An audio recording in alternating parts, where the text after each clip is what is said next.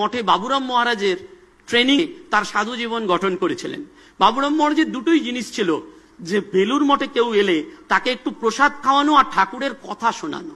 অনেক সময় হতো দুপুর 12:30 একটার সময় ভক্তরা এসেছেন, বাবুরাম মহারাজ তাদের ভগবানের কথা শুনিয়েছেন, তারপর প্রসাদ খাইয়েছেন এবং বিদায় দিয়েছেন। তো একদিন এরকম 1:30টার সময় একদল ভক্ত এসছেন, বাবুরাম মহারাজ কথা বলেছেন, বলেছেন ভরত তুমি এদের জন্য একটু প্রসাদের ব্যবস্থা করো। ভরত মহারাজ দৌড়ে গিয়ে দেখছেন ভাড়ার ঘর শূন্য, কিচ্ছু নেই, এবং যারা রান্না করবেন তারাও সব বিশ্রাম নিতে চলে গেছেন।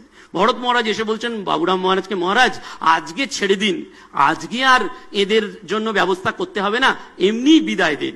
সঙ্গে সঙ্গে বাবুরাম মহারাজ বলছেন ভরত ওটি তো হবে না, প্রসাদ দিতেই হবে।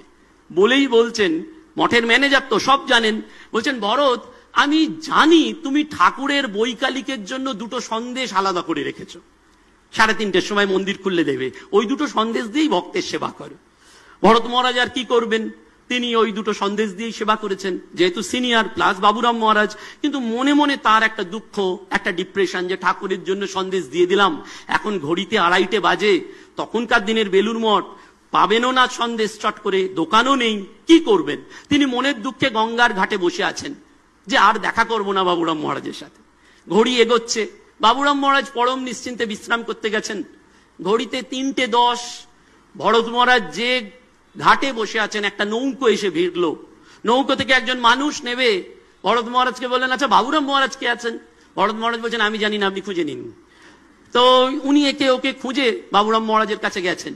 বাবুরাম মহারাজ পাঠিয়েছেন একটা চিঠি, বলছেন ভরতকে এটা পড়তে বলো, আর নিজে স্বামীজির ওই বারান্দার সামনে এসে দাঁড়িয়ে দেখছেন যে রিয়াকশনটা কি হয়। তো ভরত মহারাজের কাছে একজন ব্রহ্মচারী এসে বলছেন বাবুরাম মহারাজ চিঠিটা দিলেন, পড়ুন। বলে চিঠি পড়ে কি করবো, ঘড়িতে 3:20 বাজে, মন্দির খুলতে হবে, চিঠি নিয়ে কি হবে। কিন্তু বলেছেন, চিঠিটা যখন খুলেছেন পড়ছেন, ভরত মহারাজের 2 চোখ দিয়ে জল পড়ছে।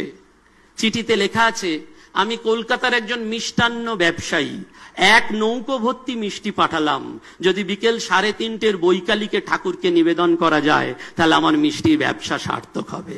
ভরত মহারাজ দৌড়ে গেছেন বাবুরাম মহারাজের কাছে।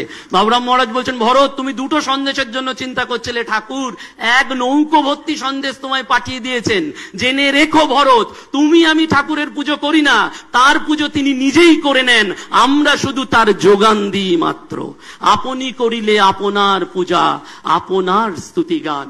সেজন্য ওই ভগবানকে কি দেখা যায় কিনা, ঠাকুর বলছেন মাইরি বলছি, সত্যি বলছি, দেখা যায়। আন্তরিক ব্যাকুল হলে তিনি দেখা দেন। মাস্টারমশাইয়ের 4র্থ প্রশ্ন ছিল, কিরকম মন হলে ভগবান দর্শন হয়। সঙ্গে সঙ্গে ঠাকুর বললেন, আমার বলতে কিছু না রেখে সব তাকে অর্পণ করতে পারলেই এই দর্শন হয়।